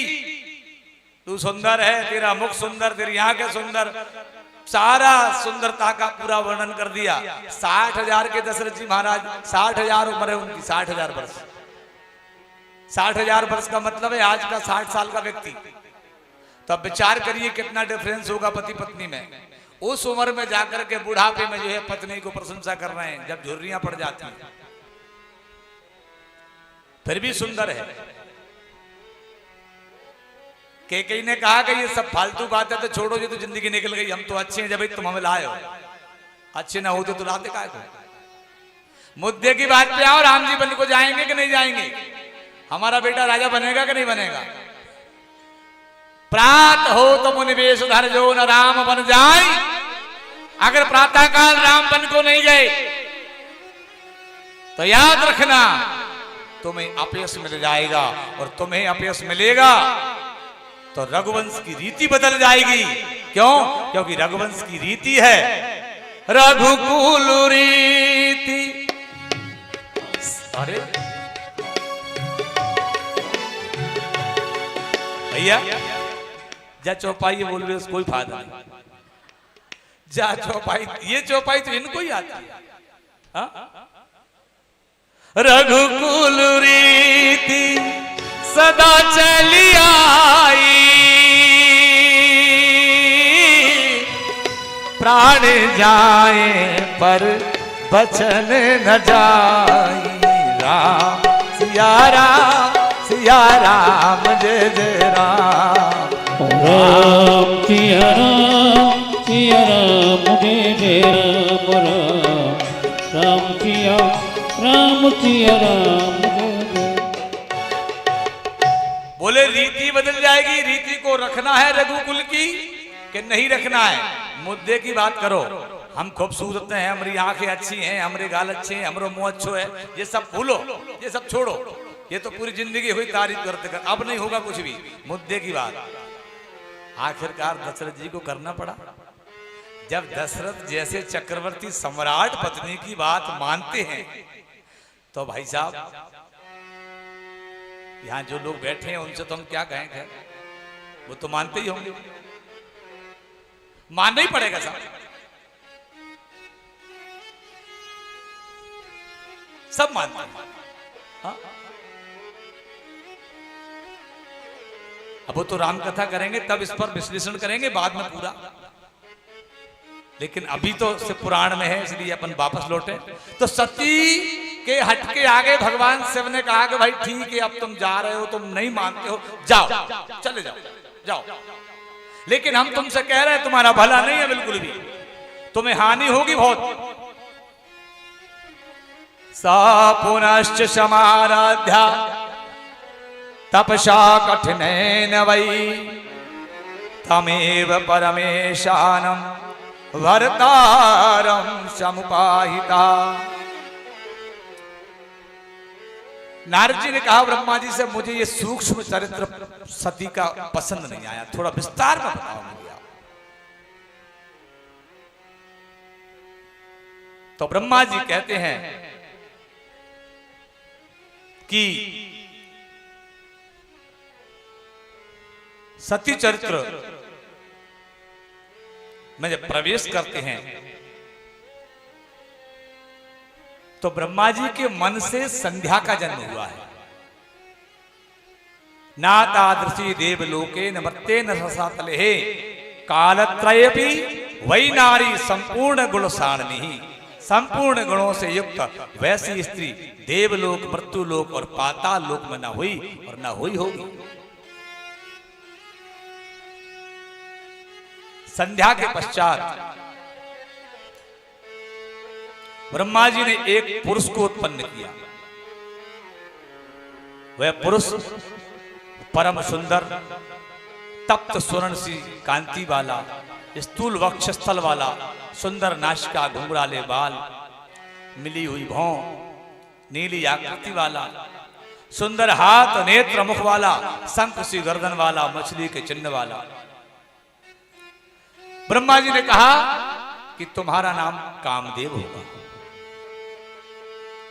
और तुम पुष्प के 5 बाण धारण करोगे और मैं ये आशीर्वाद देता हूं तुमको कि तुमसे कोई बच नहीं पाएगा। अहम वा वासुदेवो वा स्थारुण वा पुरुषोत्तमः भविष्या मस्तव्य से कमन्य प्राणधार कहा। ऋषियों ने कामदेव को कहा कि तुमने जो है हमारा मन मथ दिया है।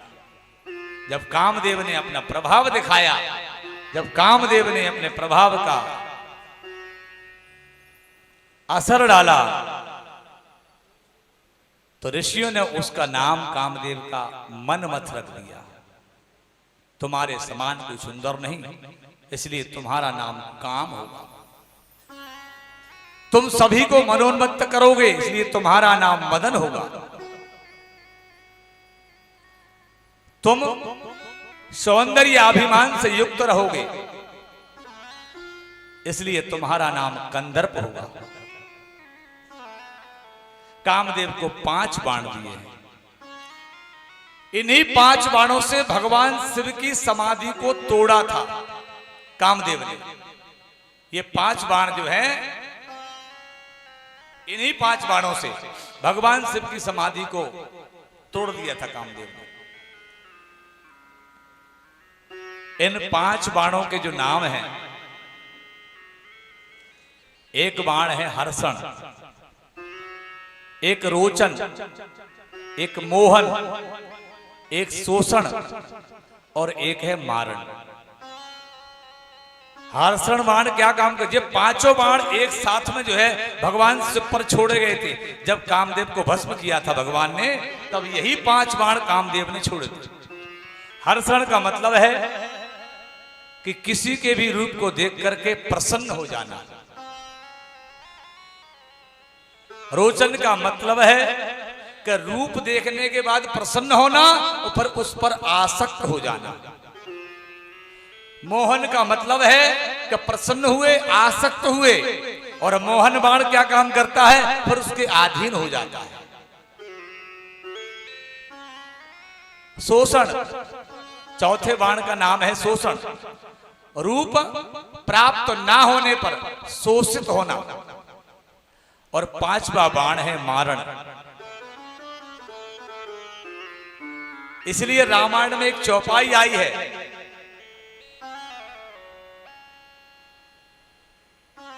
कि भगवान दशरथ जी के लिए कहा है कि जो वज्र की कठोर मार को सहन कर गए, त्रिशूल को सहन कर गए, वो आज जो है काम पुष्प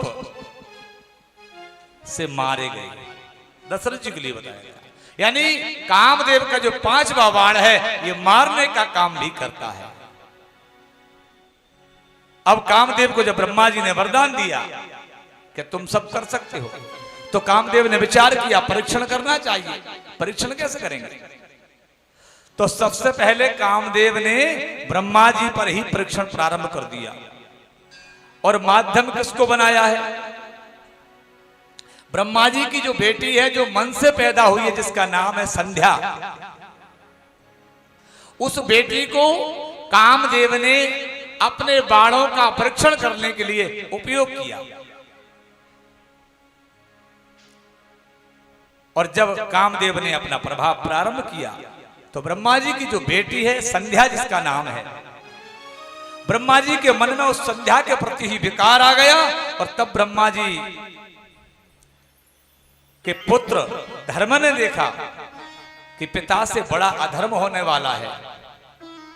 तब भगवान ने, तब जो है धर्म ने जो है भगवान का स्तुति की, शिव की, और शिव की स्तुति करने पर जो है भगवान शिव को पुकारा है। देव देव महादेव धर्मपाल नमोस्तुते, सृष्टि स्थिति विनाशानां कर्ता शंभो त्वमेव ही। हे भगवान, हे महादेव, आप प्रकट होइए। यहां हमारे पिता से अधर्म होने जा रहा है। भगवान शिव तुरंत प्रकट हो गए। उन्होंने ब्रह्मा जी को तुरंत फटकार लगाई। अहो ब्रह्मस्तम कथम काम भावा समुद्गतः। ब्रह्मा जी को शिव जी ने कहा कि आपको शर्म नहीं आती? आप अपनी पुत्री के साथ में जो है विकार पैदा करके उसके साथ में संबंध बनाना चाहते हैं। जब भगवान शिव ने फटकार लगाई ब्रह्मा जी को, तो ब्रह्मा जी लज्जा में पड़ गए। उनके शरीर से ब्रह्मा जी को जब लज्जा आई, तो लज्जा जब आई तो उनके शरीर से पसीना निकला। और जब पसीना निकला तो 64,000 अग्निस्वात पितर और 86,000 वहिर्सत पितर का जन्म हुआ। और दक्ष के शरीर से भी श्वेत पृथ्वी पर गिरा, उससे परम मनोहर रति का प्रादुर्भाव हुआ। उधर दक्ष के द्वारा पुत्री का जन्म हुआ रति, उसके शरीर से श्वेत गिरा, उससे रति का जन्म हुआ। जब ब्रह्मा जी को यह पता लगा कि कामदेव ने उनके ऊपर ही अपने बाण का प्रयोग कर दिया, तब ब्रह्मा जी ने कामदेव को श्राप दे दिया। भवनेत्राग्निर्दग्धा कंदर्पोदर प्रमोहिता भविष्यति महादेवे कृतवा कर्म सुदुष्कर्म। हे कंदर्प, हे कामदेव, मैं तुझे श्राप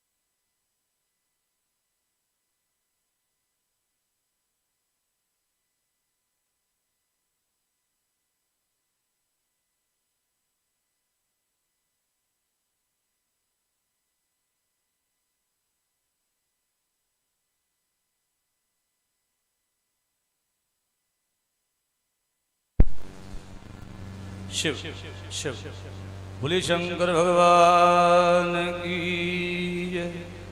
ब्रह्मा जी ने कामदेव को श्राप दे दिया और श्राप दिया, तब कामदेव ने क्षमा याचना की। लेकिन ब्रह्मा जी ने कहा कि श्राप तो दे चुके हैं, लेकिन जब भगवान शंकर जी विवाह करेंगे तब वे तुम्हें अनायास ही जो है शरीर प्रदान कर देंगे। उसके बाद दक्ष ने अपनी पुत्री रति कामदेव को प्रदान की, उसके साथ विवाह कर। इसका मतलब है कि शिव जी और कामदेव दोनों आपस में साड़ू भाई होते हैं। रति भी दक्ष की कन्या है और सती भी दक्ष की कन्या है। तो रति को कामदेव को सौंप दिया विवाह करके। और अब यहां जब संध्या के साथ में ब्रह्मा जी का संबंध बना तो संध्या को पश्चाताप हुआ। संध्या देवी के मन में यह पश्चाताप हुआ कि मैं ऐसी अभागिनी स्त्री हूं जिसके जन्म लेते ही उनके पिता और भाइयों के मन में विकार आ गया। संध्या देवी ने संकल्प किया कि मैं अपने शरीर को अग्नि में हवन कर दूंगी, जिससे कि कभी किसी शरीरधारी के उत्पन्न होते ही उस पर काम का प्रभाव ना पड़े। ऐसा संकल्प कर लिया। उसके बाद संध्या देवी ने चंद्रभाग पर्वत पर कठोर तपस्या की। ब्रह्मा जी की आज्ञा से वशिष्ठ जी संध्या के पास आए और उससे विधि पूर्वक दीक्षा प्रदान करी। वशिष्ठ जी ने संध्या को मंत्र दिया, बोले तुम ओम नमः शिवाय इस मंत्र का मौन होकर के तपस्या करो, प्रारंभ तपस्या करो। इस प्रकार का उपदेश देकर के संध्या को अंतर ध्यान हो गए। संध्या जी ने कठोर तप किया। वशिष्ठ जी के द्वारा बताए गए मंत्र को जपते जपते संध्या को एक चतुर्युगी बीत गया।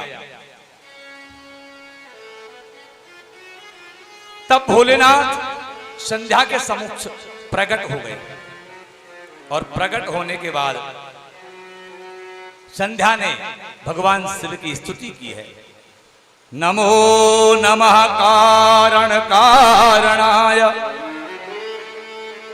दिव्यामृत ज्ञान विभूतिदाय समस्त लोकांतर भूतिदाय प्रकाश रूपाय परात्पराय।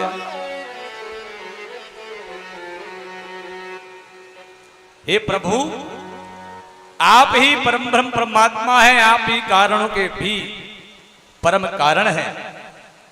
दिव्य अमृत रूप ज्ञान प्रदान करने वाले हैं, समस्त लोगों को ऐश्वर्य देने वाले हैं। मैं आपको नमस्कार है। हे प्रभु, अगर आप हम पर प्रसन्न हैं तो हमको वरदान दीजिए। बोले क्या वरदान चाहिए? उत्पन्न मात्र देवेशा प्राणिनोस्मिन् भवस्थले ना भवन्तु समय नैव सकामा संभवन्तु वै। भगवान शिव से वरदान मांगा, हे देवेश, इस आकाश और पृथ्वी में उत्पन्न होते ही किसी प्राणी पर काम का प्रभाव ना पड़े।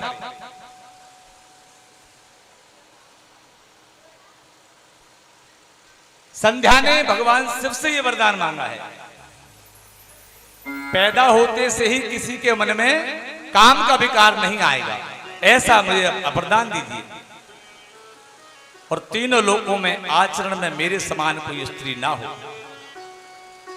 मेरे द्वारा उत्पन्न की गई संतति कभी सकाम होकर के पतित ना हो। और मेरे पति मेरे अत्यंत सुहृदय हो। और कोई पुरुष अगर मुझे काम भाव से देखे तो वह जो है पुरुषार्थहीन हो जाए। भगवान शिव ने कहा कि देवी, जीवों के 4 भाव होंगे। अब से जीव की प्रथम अवस्था जो बाल अवस्था होगी, उसमें काम का कोई प्रभाव नहीं आएगा। सभी शरीरधारी तीसरी अवस्था आने पर और कुछ दूसरी अवस्था आने पर सकाम होंगे। तो इसको हम देखते हैं कि बालक में काम भावना नहीं होती, लेकिन दूसरी अवस्था जब आती है कुमार अवस्था, तो इसमें वरदान दिया है भगवान शिव ने संध्या को। क्या संध्या ने वरदान मांगा है? मतलब संध्या के समय जब वो संध्या का जन्म हुआ, तो जन्म होते से ही उनके पुत्रों में ब्रह्मा जी के काम भाव पैदा हो गया। तो आज शिव जी से ये वरदान मांग लिया कि अब सृष्टि में ऐसा नहीं होना चाहिए कि कोई पैदा होते से ही काम वासना में लिप्त हो जाए। तो शिव जी ने आज वरदान दे दिया है कि कोई भी सृष्टि में जन्म होगा तो पहली अवस्था में उसे काम नहीं सताएगा। तो 4 अवस्थाएं होती हैं, बालक, कुमार और युवा और वृद्ध। तो भगवान ने वरदान दिया कि कुछ लोग दूसरी अवस्था में, कुमार अवस्था में काम वासना में लिप्त हो जाएंगे, और कुछ लोग जो है तीसरी अवस्था में जाकर के काम वासना में लिप्त हो जाएंगे। लेकिन प्रथम अवस्था में कोई भी काम वासना में लिप्त नहीं होगा, ऐसा वरदान दे दिया। और भगवान शिव ने कहा कि तुम्हारे जैसी पतिव्रता नारी संसार में कोई दूसरी नहीं होगी, और तुम्हारे पति के अतिरिक्त जो भी तुम्हें काम भाव से देखेगा वह नपुंसक हो जाएगा, और तुम्हारा पति जो है वो 7 कल्पों तक तुम्हारे साथ में रहेगा। ऐसा वरदान भगवान शिव ने संध्या देवी को दे दिया। शिव जी कहते हैं, संध्या, तुमने अग्नि में देह त्यागने की प्रतिज्ञा की थी, अतः इस समय चंद्रभागा नदी के तट पर महर्षि मेधातिथि यज्ञ कर रहे हैं। तुम अपनी देह को वहीं त्यागो, लेकिन तुमको कोई देख भी नहीं पाएगा। संध्या ने यज्ञ में अपनी देह को छोड़ दिया। उनकी देह 2 रूपों में विभक्त हुई। संध्या की जो देह थी वो 2 रूपों में विभक्त हो गई। एक तो प्रातः काल की संध्या और एक संध्या काल की संध्या, और एक रूप से उनका शरीर प्रातः संध्या, मध्याह्न संध्या और सायं संध्या के रूप में परिणत हो गया। वही संध्या देवी हैं जिनको हम कहते हैं संध्या हो गई, जो शाम को जो मिलन होता है दिन और रात का, और सुबह जो होती है इसको संध्या कहा जाता है। और एक संध्या 12 बजे होती है, जिसको हम त्रिकाल संध्या के रूप में जो संध्या करते हैं ब्राह्मण लोग, वो त्रिकाल संध्या वाले होते हैं। ये 3 संध्या, 2 संध्याओं में वो विभक्त हुई। दूसरे रूप से वे ही यज्ञ कन्या बनकर के प्रकट हो गई। महर्षि मेधातिथि ने उस कन्या का पालन पोषण किया। उनका नाम हुआ अरुंधति, और अरुंधति बाद में त्रिदेवों ने वशिष्ठ जी के साथ में उनका विवाह कर दिया, जिनका पूजन आप ऋषि पंचमी के दिन सप्त ऋषियों में करते हैं, अरुंधति का। इसके बाद संध्या का विवाह हुआ। एवं संध्या चरितम ते कथितम मुनिषत्तमः पवित्रम परमम दिव्यम सर्व काम फलप्रदः या इदं शृणुन्यारी पुरुषो वा शुभव्रता सर्व कामान मवापनोति नात्र कार्या विचारण।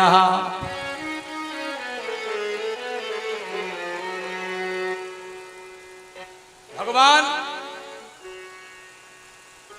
ने संध्या देवी को वरदान दिया। वरदान देने के बाद भगवान अंतर ध्यान हो गए। भगवान शिव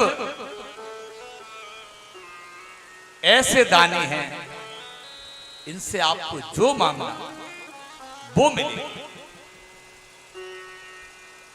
संध्या से इतना बड़ा पाप हुआ था कि उसने पिता के साथ में संबंध बनाया। अपराध कामदेव ने किया था, लेकिन इसके बाद भी भगवान शिव ने उस पर कृपा की और कृपा करने के बाद उसको वरदान भी दिया। ऐसे भगवान हैं।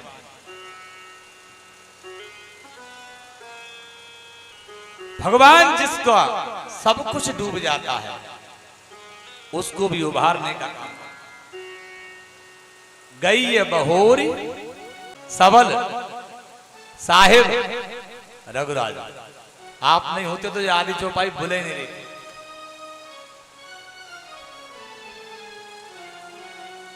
गई बहोरी गरीब निवाजू सरल सबल साहिब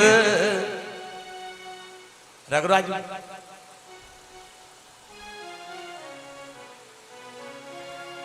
भगवान जब सब चला जाता है